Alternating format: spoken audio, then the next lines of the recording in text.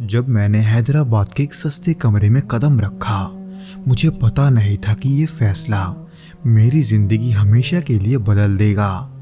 पुरानी दीवारें, कमरे में बसी अजीब सी गंध और लंबे समय से खाली पड़ा वो कमरा, सब कुछ सामान्य दिखने के बावजूद वहां कुछ ऐसा था जिसे मैं देख नहीं सकता था, लेकिन महसूस जरूर कर सकता था। दोस्तों, आज के भौतिक घटना के एपिसोड में हम एक ऐसे मकान की घटना सुनेंगे जहां पहले से ही एक जिन रहता था और वहां अनजाने में एक स्टूडेंट रहने चला गया। तो चलिए बिना किसी देरी के इस डरावने घटना को रियाज के पॉइंट ऑफ व्यू से सुनते हैं, जिसके साथ ये घटना वास्तव में घटा था। लेकिन दोस्तों, इससे पहले कि हम इस वीडियो में आगे बढ़े, आप प्लीज इस चैनल को सब्सक्राइब करके इसे अपने दोस्तों के साथ शेयर जरूर करना, क्योंकि हम ऐसे वीडियोस हर शाम 6 बजे आपके लिए लाते रहते हैं।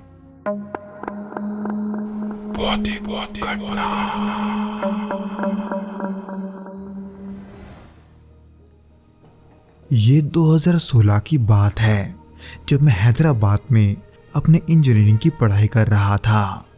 उन दिनों मेरी आर्थिक स्थिति कुछ खास नहीं थी और मेरे परिवार से भी मुझे ज़्यादा मदद नहीं मिल पाती थी। इसलिए मैंने पढ़ने के साथ साथ ट्यूशन पढ़ाने का काम शुरू किया ताकि अपनी ज़रूरतें पूरी कर सकूं। उसी के खातिर एक दिन मेरे एक दोस्त ने, यानी कि राघव ने, मुझे एक कमरे का जिक्र किया जो काफ़ी सस्ता और कॉलेज के पास भी था। उसने बताया कि उसका एक परिचित उस कमरे का मालिक है और इसे जल्दी किराए पर देना चाहता है। इसलिए मैंने राघव से कमरा दिखाने की बात की। जब हम कमरा देखने गए तो मुझे वो काफ़ी पुरानी लगी। दीवारों पर नमी के वजह से पपड़ियाँ भी निकलने लगी थी और कमरे में एक अजीब सी गंध थी। लेकिन मेरे पास भी ज़्यादा कुछ विकल्प नहीं थे और किराया भी मेरे बजट में था। मकान मालिक ने भी मुझसे कुछ खास बातें नहीं की, बस ये कहा कि ये कमरा लंबे समय से खाली है।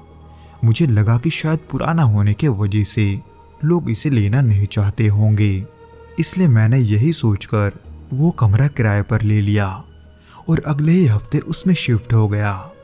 शुरुआत में तो सब कुछ सामान्य लग रहा था। दिन में कॉलेज जाता, शाम को लौटकर पढ़ाई करता और रात को सो जाता। लेकिन धीरे धीरे मुझे एक अजीब सा एहसास होने लगा। पहली घटना कुछ दिनों के बाद हुई। उस रात सन्नाटा कुछ ज़्यादा ही गहरा और भारी लग रहा था। मैं बिस्तर पर लेटा हुआ सोने की कोशिश कर रहा था, लेकिन आंखों में नींद का नामो निशान नहीं था। कमरे में घड़ी की टिक टिक की आवाज़ और बाहर से दूर किसी कुत्ते के भौंकने की आवाज़ आ रही थी। मैं तब अपना करवट बदल रहा था जब अचानक मुझे महसूस हुआ कि कमरे में हल्की फुसफुसाहट हो रही है। ऐसा लगा जैसे कोई बेहद धीमी आवाज में बात कर रहा है। मैंने कान लगाकर सुनने की कोशिश की, लेकिन वो शब्द मुझे समझ में नहीं आ रहे थे। उस समय डर की एक ठंडी लहर मेरी रीढ़ से होते हुए पूरे शरीर में दौड़ गई थी। मैंने खुद को समझाया कि ये मेरा वहम होगा या शायद वो आवाज पड़ोस के किसी कमरे से आ रही होगी। लेकिन जब मैं ध्यान से सुनने लगा तो वो आवाज़ें बिल्कुल कमरे के भीतर से ही आ रही थी। इसलिए मैंने धीरे धीरे अपना फ़ोन उठाया और कमरे की लाइटें चालू की, पर न जाने क्यों रोशनी के साथ ही वो आवाज़ें अचानक बंद हो गई। कमरे में अब एक अजीब सी खामोशी थी जो और ज़्यादा डरावनी लग रही थी। उस रात में शायद ही सो पाया था। अगले दिन सुबह जब मैं कॉलेज गया तो दिमाग में रात की घटना घूम रही थी। मैंने खुद को समझाने की कोशिश की कि ये सब मेरे दिमाग का खेल है, लेकिन सच कहूँ तो मुझे इस बात पर खुद ही यकीन नहीं हो रहा था। पर जब अगले कुछ दिनों तक सब कुछ बिल्कुल सामान्य रहा, मुझे लगने लगा कि शायद मैं बेवजह ही डर गया था। लेकिन कुछ दिनों के बाद फिर से कुछ ऐसा हुआ जिसने मेरी सारी उम्मीदें तोड़ दी। उस रात करीब 1 बजे मैं पढ़ाई खत्म करके बिस्तर पर लेटा हुआ था। कमरे में हल्की सी ठंडक थी और खिड़की के बाहर तेज हवा चल रही थी। अचानक मुझे लगा जैसे अभी मेरे बिस्तर के पास से कोई गुजरा है। मैंने तुरंत अपनी आंखें खोलकर देखा, लेकिन वहां कुछ नहीं था। इसलिए मैं खुद को ये झूठा दिलासा देने लगा कि शायद ये सब मेरे थकान का असर है। इसलिए मैं फिर से वापस सोने की कोशिश करने लगा, लेकिन तभी मुझे बिस्तर के पास एक परछाई दिखाई दी। ये परछाई मेरी तरफ ही झुक रही थी। मैंने डर के मारे चादर को अपने सिर तक खींच लिया और पूरी तरह से कांपने लगा। कुछ देर तक तो मैं हिल भी नहीं पा रहा था, पर जब मैंने हिम्मत जुटाकर चादर से बाहर झांकने की कोशिश की तो फिर से एक बार वहां कोई नहीं था। लेकिन उस वक्त मेरी दिल की धड़कन इतनी तेज थी कि मुझे लगा जैसे वो मेरी छाती से बाहर आ जाएगा। मैंने उस डर में तुरंत लाइटें ऑन की और पूरी रात जागता रहा, जिसकी खौफनाक बात ये थी कि ये सब अब रोजमर्रा का हिस्सा बनता जा रहा था। कभी कमरे की अजीब आवाजें, कभी हल्की फुसफुसाहट और कभी परछाइयों का एहसास होना। लेकिन सबसे ज्यादा डराने वाली बात ये थी कि ये सब सिर्फ रात के वक्त ही होता था, जबकि दिन में वो कमरा एकदम सामान्य लगता था, जैसे वहां कुछ हुआ ही ना हो। उसी बीच एक रात जब मैं सोने की कोशिश कर रहा था, तब मुझे लगा कि कमरे का तापमान अचानक गिर गया है, जबकि पंखा बंद था और खिड़कियां भी पहले से ही बंद थी। लेकिन मुझे बर्फ जैसी ठंडक महसूस हो रही थी और मेरे कानों में फिर से वही फुसफुसाहटें गूंजने लगी थी। और न जाने क्यों इस बार वो आवाजें और भी साफ थी, लेकिन वो भाषा अब भी मेरी समझ के बाहर थी। हालांकि उनको सुनकर मुझे ऐसा लग रहा था जैसे कोई मेरे बहुत ही पास खड़े होकर कुछ कह रहा है। इसलिए मैंने डरते डरते कमरे की लाइट चालू की और आवाजें वो पहले की तरह ही फिर से बंद हो गई।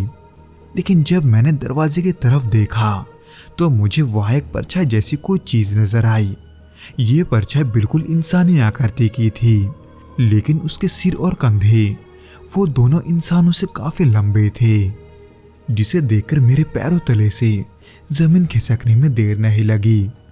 मैं चिल्लाना तो चाहता था, लेकिन मेरी आवाज वो गले तक आकर अटक चुकी थी। कुछ देर ऐसे ही रहने के बाद वो परछाई अचानक गायब हो गई। मुझे अब भी समझ में नहीं आ रहा था कि ये सब सच था या मेरा भ्रम, लेकिन इतना तो साफ था कि उस कमरे में कुछ तो गड़बड़ है। इसीलिए उस रात मैंने फैसला किया कि मुझे किसी से मदद लेनी चाहिए। अगले दिन मैं पास के एक मस्जिद गया और वहां के एक इमाम से मिला। मैंने उन्हें सारी बातें बताई और उन्होंने मेरी बातों को गंभीरता से सुनी। उन्होंने बताया कि शायद से मैं किसी ऐसे घर में रह रहा हूँ जहाँ कोई जिन्नात पहले से ही रह रहा है, इसलिए मेरा वहां रहना उसे पसंद नहीं है। उनके इन बातों को सुनकर मेरा मन और ज्यादा अशांत हो गया था। मुझे लगने लगा था कि वहां रुकना खतरे से खाली नहीं है, जो कि उस इमाम ने भी मुझसे कहा था। लेकिन उस कमरे को छोड़ने से पहले अब भी मुझे कुछ रातें वहां बितानी थी। पर उस रात जो हुआ वो मेरे जीवन का सबसे भयानक अनुभव था। उस आखिरी रात मैं पूरी तरह से चौकस था। कमरे के हर कोने को अच्छी तरह से देख लिया था और मैंने लाइट्स भी बंद नहीं की थी। मेरे मन में खौफ था, लेकिन साथ ही ये जानने का चाहत भी था कि आखिर ये सब क्या है। मैं कमरे के एक कोने में बैठकर कागज पर कुछ लिखने की कोशिश कर रहा था ताकि खुद को मैं व्यस्त रख सकूं, लेकिन दिल में अजीब सी बेचैनी भी हो रही थी। घड़ी की सुइयां धीरे धीरे आगे बढ़ रही थी और कमरे में एक अजीब सा भारीपन महसूस हो रहा था। लेकिन रात के करीब 1 बजे अचानक कमरे की लाइटें झपकने लगी। मैंने सिर उठाकर देखा और वो धीरे धीरे बंद हो गया। पूरा कमरा अंधेरे में छा गया था और जैसे ये हुआ मेरा दिल तेजी से धड़कने लगा। हालांकि मैं हिम्मत करके उसे दोबारा चालू करने तो गया था, लेकिन उसे बार बार चालू करने की कोशिश के बावजूद भी वो लाइटें वापस चालू नहीं हुई। तभी मुझे एहसास हुआ कि कमरे में कोई और भी है, क्योंकि मुझे ठीक अपने पीछे से किसी के सांस लेने की आवाज आ रही थी। मैंने ठंडी सांसें ली और धीरे धीरे पलटा, पर जब मैं पीछे मुड़ा तो वहां कोई नहीं था, लेकिन कमरे की हवा भारी हो गई थी। ऐसा लग रहा था जैसे कोई मुझे अब भी देख रहा है। मैंने तुरंत फोन निकाला और फ्लैश लाइट ऑन कर दी, और जैसे ही वो रोशनी पूरे कमरे में फैली, मुझे दरवाजे के पास कुछ हलचल होते हुए दिखा। मैंने ध्यान से देखा तो दरवाजे पर वही परछाई खड़ी थी जो मैंने पिछली बार देखी थी, लेकिन इस बार वो और भी स्पष्ट थी। परछाई का चेहरा धुंधला था, लेकिन उसकी आंखों की जगह काले गड्ढे थे और उसके शरीर से अजीब सी सड़न की गंध आ रही थी। मैं चाहता था कि चिल्लाकर वहां से भाग जाऊं, लेकिन मेरा शरीर वो मेरी ही बात मानने को तैयार नहीं था। जैसे ही वो परछाई मेरे करीब आई, कमरे में अचानक ठंडी हवा का झोंका आया और कमरा का दरवाजा जोर से बंद हो गया। उस दौरान मैं ज्यादा कुछ नहीं कर सकता था, इसलिए मैंने डर के मारे अपनी आंखें बंद कर ली। तभी मेरे कानों में किसी के हंसने की तेज और भयानक सी आवाज आने लगी। वो हंसी इतनी डरावनी थी कि मेरी रीढ़ की हड्डी तक सिहर उठी। पर कुछ सेकंड्स बाद वो हंसी की आवाज अचानक बंद हो गई। मैंने जब डर से डरते अपनी आंखें खोली तो कमरे में सन्नाटा था, लेकिन ऐसा लग रहा था जैसे अंधेरे में कोई मुझे अब भी देख रहा है। इसलिए मैंने तुरंत अपना बैग उठाया और वहां से बाहर की तरफ भागा। जब मैं कमरे से बाहर निकला तो मुझे महसूस हुआ कि मेरी सांसें तेज चल रही है और मेरा पूरा शरीर वो पसीने से तर हो चुका है। इसके बाद मैंने बिना पीछे देखे उस कमरे को छोड़ दिया और राघव को कॉल करके ये बताया कि अब मैं वहां नहीं लौटूंगा। राघव ने भी बिना ज्यादा सवाल किए मेरी बातों को मान लिया और कहा कि वो मेरे सामान को अगले दिन कहीं और शिफ्ट करवाने में मदद करेगा। उस घटना के बाद से मैंने फिर कभी उस कमरे की तरफ रुख नहीं किया, लेकिन आज भी जब भी मैं उस रात के बारे में सोचता हूँ तो मेरे रोंगटे खड़े हो जाते हैं। मुझे अब भी नहीं पता कि वो परछाई क्या थी और क्यों वो मुझे परेशान कर रही थी। शायद कुछ सवालों के जवाब कभी नहीं मिलते, लेकिन इतना जरूर है कि उस कमरे में कुछ ऐसा था जिसे इंसान के समझ से परे कहा जा सकता है।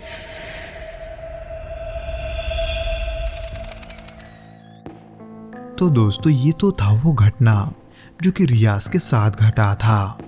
उम्मीद करता हूँ कि आपको ये पसंद आया होगा, और अगर आया हो तो प्लीज़ इस वीडियो को लाइक करके इसे अपने दोस्तों के साथ शेयर ज़रूर करना, और हमें कमेंट करके ये ज़रूर बताना कि आपको ये वीडियो कैसा लगा।